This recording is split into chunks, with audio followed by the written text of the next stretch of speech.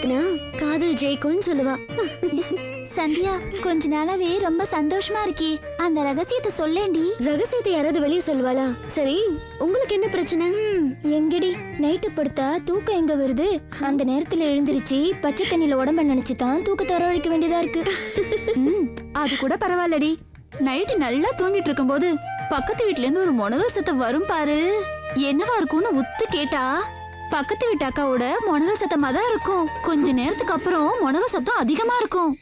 என்னவா இருக்கும்னு நைஸா ஜன்னல் வழியா எட்டி பார்த்தா பாவண்டி அந்த அக்கா தாங்க முடியாம ரொம்ப அவஸ்தைப்பட்டுட்டு இருப்பாங்க. அத பாத்துட்டு வந்து படுத்தா எப்படி தூக்கம் வரும்? நோக்கு அறிவே இல்லடி. ஜன்னல் வழியா எட்டி பாக்குறதே தப்பு. அத போய் வெக்கம் இல்லாம சொல்றியே பகவானே. இதுக்கு ஏண்டி சலிச்சுக்கிற? பக்கத்து வீட்டு அக்காக்கு சின்ன வயசுல இருந்து ஆஸ்துமா, மூச்சு விட முடியாம அவஸ்தைப்பட்டுக்கிட்டு கிடப்பாங்க. இத சொல்ல வந்தா.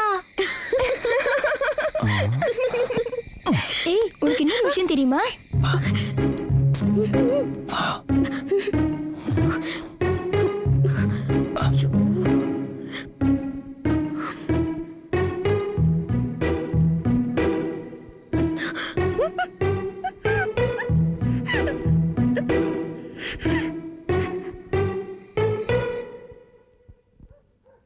எதுக்காக நீங்க எடுத்துட்டு வந்தேன்? குடும்பம் நடத்ததா வேற இருக்கு. போங்க, நான் போறேன். இப்படி இத்தனை பேர் இருக்கும்போது திருட மாதிரி எடுத்துட்டு வரல. நோக்கு ரொம்ப துணிச்சல் தான். நீ தானே சொன்ன எப்பெல்லாம் ஏன் நினைப்பு வருதோ அப்பெல்லாம் பேசலான்னு. இப்போ நினைப்பு வந்துருச்சு. சரி, பேசியாச்சா? போலாம்.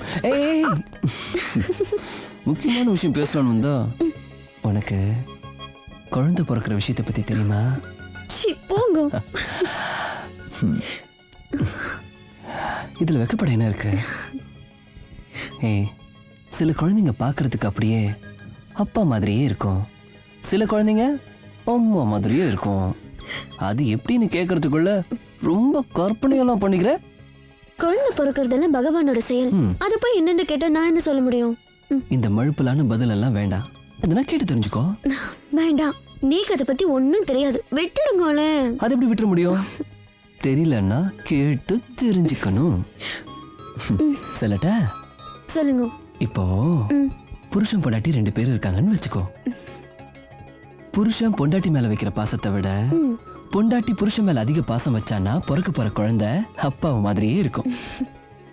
அதுவே பொண்டாட்டி புருஷன் மேல வச்சிருக்கிற பாசத்தை விட புருஷன் பொண்டாட்டி மேல அதிக பாசம் வச்சிருந்தான்னா பிறக்க போற புள்ள அம்மா மாதிரியே இருக்கும். புரிஞ்சுதா? நீங்க ஒன்னும் கவலைப்படாதே, உங்க குழந்தை உங்களை மாதிரியே உரிச்சு வச்சிருப்பான். இப்போ எனக்கு ஒரு முத்தம் கொடு. அதெல்லாம் கிடையாது. முத்தம் கொடுக்க போறியா? முடியாது. கொடுக்க போறியா? முடியாது. உனக்கா யாருக்கும் தெரியாம இதை வாங்கிட்டு வந்திருக்கேன். கையை நீட்டு போட்டு விடுறேன். வலிக்குதுயா? வேண்டாம், வலிக்குது. விடுயா. உனக்கா வாங்கிட்டு வந்திருக்கேன். ஒரே ஒரு தடவை போட்டுக்க. நான் வேண்டாம் சொல்றது கேளுமா. உனக்கா ஆசையா வாங்கிட்டு வந்திருக்கல, போட்டுக்க. வேண்டாம்யா, யாராவது பாத்துட்டாங்கன்னா? யாரு பார்க்க போறாங்க? இங்க நம்ம 2 பேரும் மட்டும் தானே இருக்கோம். ஏன் பயப்படுற? நான் ஒண்ணு இப்ப சொல்லல. அப்புறம்? ஐயோ, நீங்க போட்டு விட்டதுக்கு அப்புறம் யாராவது பாத்துட்டாங்கன்னா? யாராவது கேட்டா என்ன கட்டிக்க போறவர் தான் சொல்லு. வலிக்குது. சத்தம் போடாத. வலிக்குதியா? என்னைய நிறுத்திட்ட? உனக்கு தான் வலிக்குதுன்னு சொல்றியே. நான் வலிக்குதுன்னு சொன்னா நீ விட்டுருவியா? சீக்கிரம் போடியா. பல்ல கடிச்சிட்டு கண்ணை முடிக்க. இப்படி ஒரு அநியாயம் நடக்குமா?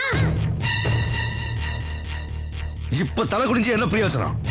கன்னி பொண்ண கரும்பு தோட்டத்துக்குள்ள தனியா கூட்டிட்டு போறதுக்கு முன்னாடி யோசிச்சிருக்கணும். நீ நாங்க 2 பேரும் ஒருத்தர் உயிருக்கு உயிரா காதலிக்கிறோம். அட கருமம் முடிச்சவனே, உலகத்துல ஆயிரக்கணக்கான ஜீவன்கள் வாழ்ந்துகிட்டு இருக்கு. இதுல கல்யாணத்துக்கு அப்புறம் சேர்றது மனுஷன் மட்டும்தான். மத்ததெல்லாம் கண்ட நேரத்துல கண்ட இடத்துல சேர்ந்துகிட்டு இருக்கு. என்ன மனுஷனா இல்ல மிருகமா? அந்த பொம்பளை சொன்னதை நம்பாதீங்க ஐயா. நாங்க அந்த மாதிரி எந்த தப்பும் பண்ணல. எங்களை நம்புங்க ஐயா. போத நிறுத்துற. பண்ண தப்ப எவன்டா ஒத்துக்கிறான்? ஏம்பிள்ள, வயசு பையன் தனியா கூப்பிட்டான்னா அது தப்புன்னு தெரிய வேண்டாம். அவர் ரொம்ப நல்லவருங்க ஐயா. சுவையா சமைச்சு வச்சிருந்தாலும் நாய் நக்கிட்டு போச்சுன்னா மனுஷன் சாப்பிட மாட்டான், தூக்கி குப்பையில தான் போடணும். அது மாதிரிதான் சமைச்ச பொண்ணு வாழ்க்கையும். ஜாகிரதையா இல்ல குப்பை தான். யோ கணக்கு இந்தாங்க. நீ வேறயா? பொண்ணுங்க வயசுக்கு வந்துட்டா பெத்தவங்களுக்கு தூக்கம் கெட்டு போயிடும் சொல்லுவாங்க. ஏன் தெரியுமா? என்ன கேட்டா எனக்கு என்ன தெரியும்? கண்ணி கழியாம ஒருத்தன் கையில புடிச்சு கொடுக்கணுமேங்கிற கவலை தான். அதுக்குள்ள என்ன அவசரம் உங்க 2 பேருக்கும்? நாங்க அந்த மாதிரி எந்த தப்பு பண்ணலங்கய்யா. ஆமாங்க, பொண்ணு அப்படிப்பட்ட பொண்ணு இல்ல, பையனும் அப்படிப்பட்ட பையன் இல்ல, ரெண்டு பேருமே ரொம்ப நல்லவங்க தான். சரியா புரிஞ்சுக்காம இந்த அம்மா தான் தப்பா பரப்பி விட்டாங்க. உங்க குடும்பத்தை பத்தியா இந்த சமுதாயத்தை பத்தியா அக்கறைப்படாம ரெண்டு பேரும் திருட்டுத்தனமா சந்திச்சு பேசுறீங்களே, அதுக்கு மேலே போக மாட்டீங்கன்னு என்ன நிச்சயம்? உனக்கு பின்னாடி ஒரு தங்கச்சி இருக்கிறதையோ உனக்கு பின்னாடி ஒரு தம்பி இருக்கிறதையோ ரெண்டு பேருமே மறந்துட்டீங்களே. ஐயா சொல்றது சரிதானுங்க. இப்படியே எல்லாரும் நடந்துகிட்டா ஊர் என்னத்துக்கே ஆகும்? இல்லங்கோ, போய் ஒரு படி உப்பு எடுத்துட்டு வாப்பா.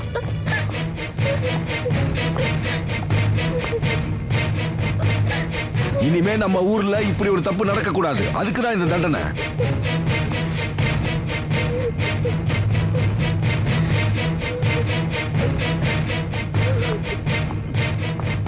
அந்த ரெண்டு பேருக்கு முன்னாடி கொண்டு போய் கொட்டுப்பா.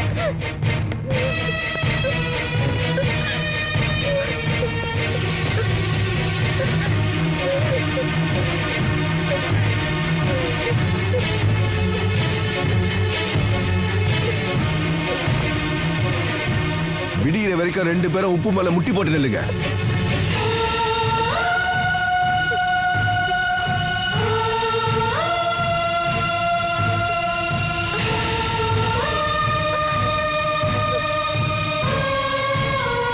உங்களை பார்த்து மத்தவங்களுக்கு புத்தி வரட்டும்.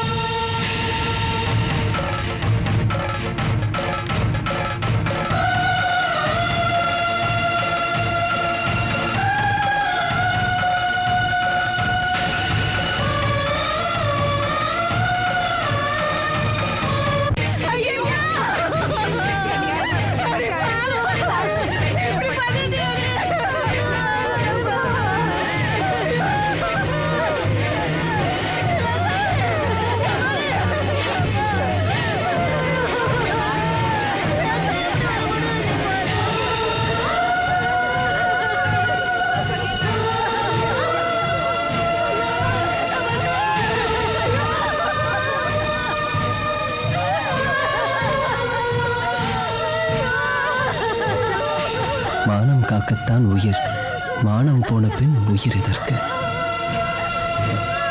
அழுதேம்மா, அழுதேம்மா.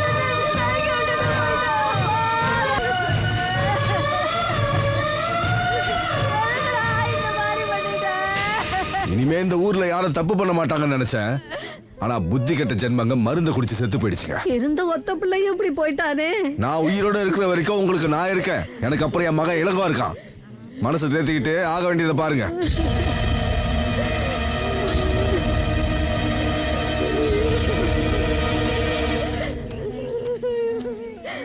அப்பா, ஊரை கூட்டி இப்படி அசிங்கப்படுத்தி அநியாயமா 2 உயிர் போயிடுச்சு. அவங்க தப்பே பண்ணியிருந்தாலும் தனியா கூப்பிட்டு தண்டிச்சிருக்கலாமேப்பா. பொருளாதாரத்துல நம்மளை விட எந்த நாடு வேணா வசதியா இருக்கலாம். ஆனா கலாச்சாரத்துல நாம தாண்டா வசதி. இதனால எத்தனை உயிர் போனாலும் எனக்கு கவலை இல்லடா. ஒழுக்கமும் பண்பாடும் நமக்கு 2 கண்ணு மாதிரி.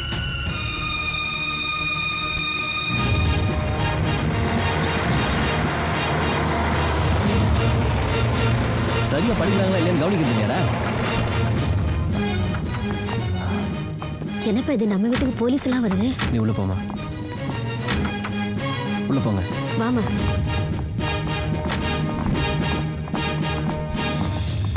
இங்க யார் சுந்தரவதனம்? அப்பா தான். என்ன விஷயம்? ஒரு முக்கியமான விஷயமா அவரை பார்க்கணும். அப்பா வெளியூர் போயிருக்காரு, வரதுக்கு 2 நாள் ஆகும். அவசரமா பார்த்தே ஆகணும். சார், நீங்க நினைக்கிற மாதிரி இங்க எந்த தப்பும் நடக்கல. எல்லாம் எனக்கு தெரியும். ஒவ்வொரு ஊர்லயும் ஏதாவது ஒரு தப்பு நடந்துகிட்டு தான் இருக்கு. ஆனா உங்க ஊர்ல மட்டும்தான் எந்த தப்புமே நடக்கல. காரணம் என்னன்னு விசாரிச்சப்பதான் உங்க அப்பாவை பத்தி எல்லாரும் பெருமையா சொன்னாங்க. யாருக்குமே ஒரு எதிரி இருப்பாங்க. ஆனா ஊரே ஒட்டுமொத்தமா உங்க அப்பாவை நல்லவர்னு சொல்லும்போது கேட்கறதுக்கே ரொம்ப சந்தோஷமா இருக்கு. உங்க அப்பா இந்த கிராமத்துக்கு மட்டும் நல்லவர் இல்ல, அரசாங்கம், அதிகாரிங்க, பொதுமக்கள் எல்லாருக்கும் வழிகாட்டியா இருக்காரு. தனி மனித ஒழுக்கம் தாங்க நாட்டோட நிம்மதி. எந்த ஒரு மனுஷனுமே தப்பு செய்யாம இருந்துட்டா காவல்துறையே இல்லாத ஒரு சமுதாயத்தை உருவாக்க முடியும். கரெக்டா சொன்னீங்க. எப்பவுமே ஒரு நல்லவரை பாராட்டுறது மூலமா ஆயிரக்கணக்கான குற்றவாளிகளை திருத்த முடியும். அந்த அடிப்படையில தான் உங்க அப்பாவை நான் பாராட்டிட்டு போலான்னு வந்தேன். ரொம்ப நன்றி சார். ஐயோ, வந்தவங்களை நிக்க வச்சு பேசிட்டு இருக்கேன். உட்காருங்க. டேய், போய் காஃபி கொண்டாங்கடா. எனக்கு நேரம் இல்ல. அப்பா இருக்கும்போது இன்னொரு நாளைக்கு வரேன். வரட்டுமா? வாங்க.